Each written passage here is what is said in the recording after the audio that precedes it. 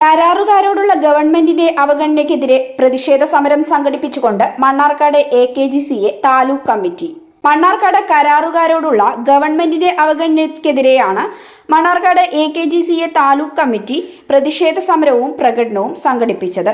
Mannarkkad police station പരിസരത്ത് സംഘടിപ്പിച്ച പ്രതിഷേധ സമരം മണ്ണാർക്കാട് MLA അഡ്വക്കേറ്റ് ഷംസുദ്ദീൻ നിർവഹിച്ചു. പ്രശ്നങ്ങൾ ഉന്നയിച്ചുകൊണ്ടാണ് നിങ്ങളുടെ ഈ പ്രക്ഷോഭം. നമ്മുടെ സംസ്ഥാനത്ത്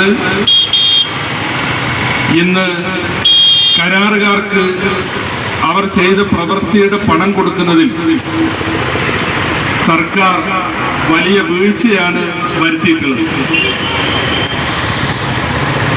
ഒരുപാട് മാസത്തെ കാത്തിരിപ്പിന് ശേഷമാണ് കരാറുകാർ ഇങ്ങനെ ഒരു പ്രക്ഷോഭവുമായി മുന്നോട്ട് വന്നിട്ടുള്ളത്. ഇന്ന് നമ്മൾ സാമ്പത്തിക രംഗത്ത് ആകെ തകർന്നിരിക്കുകയാണ്. ഇത് ഞങ്ങൾ വളരെ മുൻകൂട്ടി പറഞ്ഞതാണ്. ശമ്പളം മുടങ്ങുന്ന അവസ്ഥയിലേക്ക് എത്തുമെന്ന് കഴിഞ്ഞ വർഷം ഞങ്ങൾ UDF-ന്റെ ഒരു ഉപസമിതി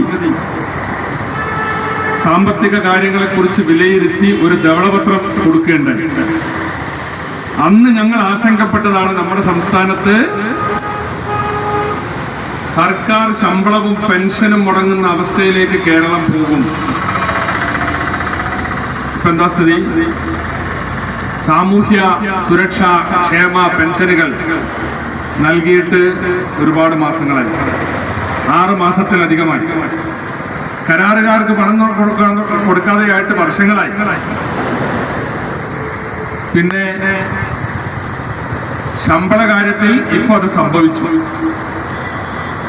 ഇനി സർവീസ് പെൻഷൻ വാങ്ങുന്ന ആളുകളുടെ കാര്യത്തിലും ഇത് നടക്കാൻ പോവാണ്. പിന്നെ എന്താണ് ഒരു ഗവൺമെന്റിന് ചെയ്യാനുള്ള ഉത്തരവാദിത്വം? ഒരു ഗവൺമെന്റിന്റെ ഉത്തരവാദിത്വം എന്ന് പറയുന്നത് കൃത്യമായി അത് റവന്യൂ എക്സ്പെൻഡിച്ചർ എന്ന് പറയുന്ന കൃത്യമായ ഒരു സർക്കാർ സംവിധാനം ഒരു സംസ്ഥാനത്ത് മുന്നോട്ട് കൊണ്ടുപോകുന്നതിനുള്ള ചെലവുകൾ വഹിക്കാൻ ആ വരുമാനം കൊണ്ടും തികയാത്തത് സ്വാഭാവികമായിട്ട് കടമെടുത്തുമൊക്കെ നിർവഹിക്കുക എന്നുള്ളതാണ് ഒരു ഗവൺമെന്റിന്റെ ഉത്തരവാദിത്വം. ആ ഉത്തരവാദിത്വത്തിൽ വലിയ വീഴ്ചയാണ് ഉണ്ടായിട്ടുള്ളത്. വരുമാനം പിരിക്കുന്നൊക്കെ ഉണ്ട്, പക്ഷേ വലിയ തോതിൽ ധൂർത്ത് നടത്തി യാതൊരു വിധത്തിലുള്ള കാര്യക്ഷമതയും പ്രകടിപ്പിക്കാതെ ആദ്യ നാളുകളിൽ പ്രവർത്തിച്ചു. അതിന്റെ പരിണിത ഫലമാണ് ഇന്ന് കേരളം അനുഭവിക്കുന്നത്. ഒരു സർക്കാരിന്റെ കാലത്തും കേരളത്തിൽ ശമ്പളം മുടങ്ങിയിട്ടില്ല. ഇപ്പൊ ശമ്പളം മുടങ്ങുന്നത് അന്ന് കാണിച്ച നിരുത്തരവാദപരമായ പെരുമാറ്റത്തിന്റെ ഫലമാണ്. അതുകൊണ്ട് ശമ്പളമില്ലാത്ത, പെൻഷനില്ലാത്ത, ദൈനംദിന കാര്യങ്ങൾ വിട്ടുപോകുന്ന ഒരു സംസ്ഥാനമായി കേരളം മാറുമ്പോ അതിന്റെ ഒന്നാം പ്രതി ഈ സംസ്ഥാന സർക്കാരാണ്. ഇപ്പൊ ഇവിടെ നമ്മൾ കാണുന്നത് ഇതൊന്നും ഞങ്ങളെ കുഴപ്പം കൊണ്ടല്ല, ഞങ്ങൾക്ക് കേന്ദ്രം പണം അനുവദിക്കാത്തത് കൊണ്ടാണ് എന്നാണ് സ്റ്റേറ്റ് ഗവൺമെന്റിന്റെ പ്രതിനിധികൾ, അതുപോലെ തന്നെ CPM പാർട്ടിയും ഇടതുപക്ഷവും ഒക്കെ പറയുന്നത്. അത് കാരണങ്ങളിൽ ഒന്ന് മാത്രമാണ്. കേന്ദ്രം ജനിക്കുന്നൊക്കെ ഉണ്ട്, അത് ഒരു വസ്തുതയാണ്. പക്ഷേ അത് നിങ്ങളെ മാത്രമല്ല, അവരുടെ ഭരണകക്ഷിയല്ലാത്ത, അവർ ഭരണകക്ഷിയല്ലാത്ത എല്ലായിടത്തും ഈ തരത്തിലുള്ള ഞെരുക്കലൊക്കെ നടക്കുന്നുണ്ട്. പക്ഷെ അവരൊന്നും ക്ഷേമ പ്രവർത്തനങ്ങൾ മുടങ്ങിപ്പോയിട്ടില്ല.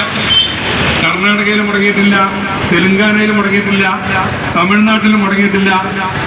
അവിടെയൊക്കെ ജീവനക്കാരുടെ ശമ്പളവും പെൻഷനും ഒക്കെ സമയത്ത് കൊടുക്കുന്നുണ്ട്. കരാറുകാർക്ക് പണം കൊടുക്കുന്നുണ്ട്. വലിയ ആഡംബരങ്ങളില്ലാന്നേ ഉള്ളൂ. പക്ഷെ കേരളം എങ്ങനെയായി പോയി? തത്വദീക്ഷയില്ലാത്ത കടമെടുപ്പ് കേരളത്തെ കടക്കണിയിലാക്കി. നമുക്കറിയാം, കേരളം 2016 വരെ നമ്മുടെ പൊതുകടം 1.5 ലക്ഷം കോടിയാണ്.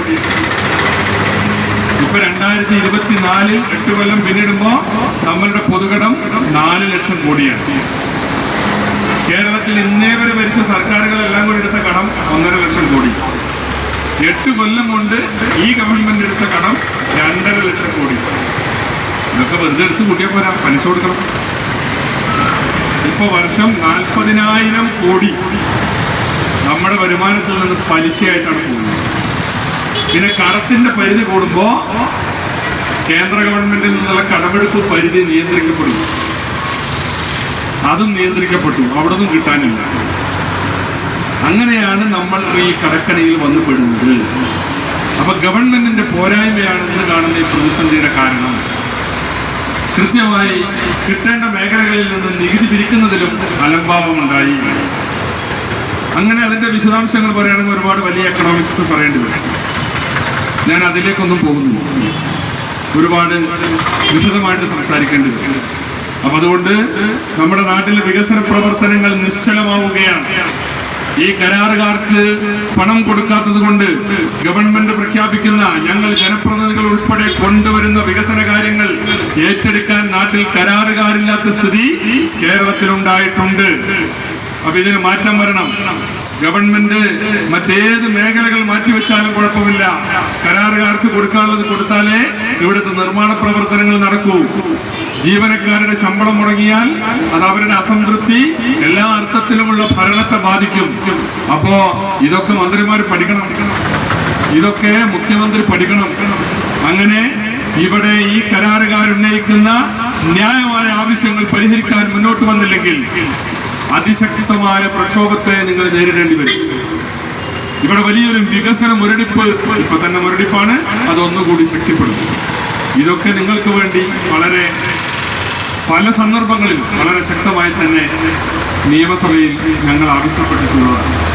ഇനിയും നിയമസഭയിലും സർക്കാരിന്റെ മുന്നിലും നിങ്ങളുടെ ഈ ആവശ്യങ്ങൾ ഞങ്ങൾ ശക്തമായി തന്നെ അവതരിപ്പിക്കും.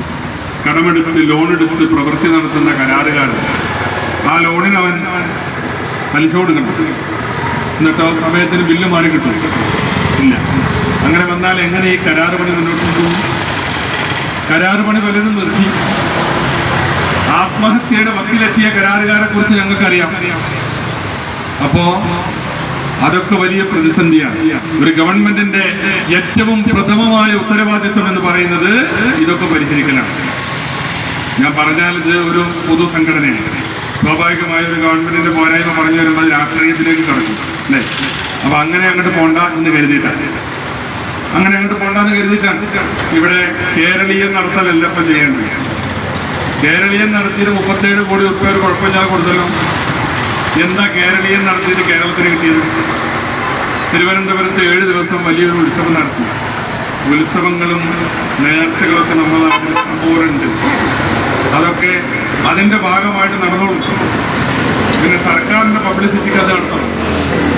140 മണ്ഡലങ്ങളിലും കേരളമാകെ ഭരണ നിശ്ചലമാക്കി എല്ലാ ഉദ്യോഗസ്ഥന്മാരും മുഖ്യമന്ത്രിയും മന്ത്രിമാരൊക്കെ 140 മണ്ഡലങ്ങളുടെ പര്യടനമായിരുന്നു. അത് രാഷ്ട്രീയമായിരുന്നു. കേരളത്തിന് എന്ത് കിട്ടി? ചെലവ്, വലിയ ചെലവുണ്ടായി. അപ്പൊ അങ്ങനെയുള്ള ഒരുപാട് പാഴ്ചെലവുകൾ ചുരുക്കണം വേണ്ടേ? നിങ്ങളെ ബില്ലിന്റെ പുറത്ത് സർക്കാർ അടയിരിക്കുമ്പോഴാണ് കഴിഞ്ഞ ആഴ്ച KM എബ്രഹാമിന് ക്യാബിനറ്റ് കൊടുത്തു. പക്ഷെ IAS റിട്ടയർ ചെയ്തിട്ട് ഒരുപാട് വർഷങ്ങളായി. എന്നിട്ട് ഇപ്പോൾ അദ്ദേഹത്തിന് ക്യാബിനറ്റ് കൊടുത്തു. നിങ്ങൾ ക്യാബിനറ്റ് കൊടുത്ത് നമുക്ക് എന്താണ്? ക്യാബിനറ്റ് കൊടുത്ത് നമുക്ക് 3 കോടി അധികമാവും ഒരു വർഷം.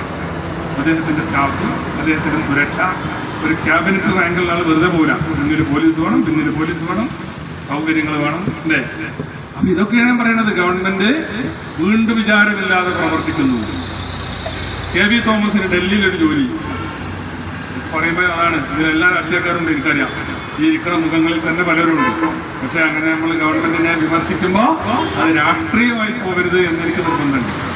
കാരണം ഒരു പൊതുചടങ്ങിൽ ഒരു പൊതുജനപ്രതിനിധി എന്നുള്ള നിലക്ക് തന്നെയാണ് നിങ്ങൾ എന്നെ ഇതിലേക്ക് വിളിച്ചിരുന്നത്. അപ്പോൾ ആ മാന്യത ഞാനും പാലിക്കണം. അതുകൊണ്ട് ഞാനത് വിമർശിച്ച് പോകുമ്പോൾ അത് ആ രീതിയിലേക്ക് പോകാൻ പാടില്ല. KB തോമസിന് ഇപ്പോൾ ഒരു ജോലി ഈ വയസ്സുകാലത്ത് ഡൽഹിയിൽ കൊടുക്കേണ്ട വല്ല കാര്യമുണ്ട്? ഡൽഹിയിൽ കേരളത്തിന്റെ പണിയെടുക്കാനാണ് പറയുന്നത്. അതിന് പേർക്ക് മന്ത്രിമാർ പോയാൽ മതിയെന്ന്, അല്ലെങ്കിൽ നമ്മുടെ MP-മാരുണ്ട്, അവർ ചെയ്തോളും. അല്ലെങ്കിൽ സർക്കാർ ഉദ്യോഗസ്ഥന്മാരുണ്ട്. അതിൻ്റെ ഒക്കെ പുറമെ ഒരാളെ വെച്ചു. അയാൾക്ക് ഒരു വർഷം ചെലവാക്കുന്നത് 7 കോടിയാണ്. അയാളുടെ സ്റ്റാഫ്, സൗകര്യങ്ങൾ, സംവിധാനം. അപ്പം അങ്ങനെ ഓരോരുത്തരും തൃപ്തിപ്പെടുത്താൻ ഇതൊക്കെ ചെയ്യുമ്പോൾ അതൊക്കെ പലതുള്ളി പെരുവെള്ളം കോടികളാണ്. ഈ എബ്രഹാമിന്റെ 3 കോടിയും KB തോമസിന്റെ 7 കോടി 10 കോടി കിട്ടിയാൽ തന്നെ ഞങ്ങളെ കുറച്ച് ആൾക്കാർ ബില്ലൊക്കെ തീർക്കും.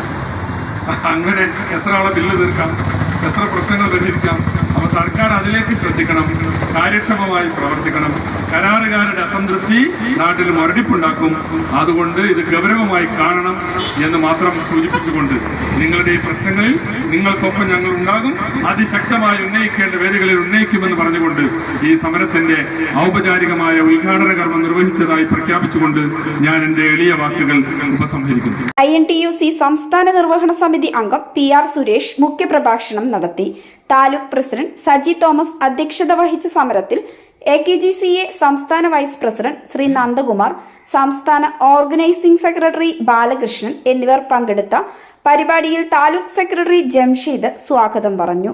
വീരാൻകുട്ടി ബാബു, സാബ തുടങ്ങിയവർ ആശംസകൾ അറിയിച്ചു. സുഗുണൻ നന്ദി രേഖപ്പെടുത്തി.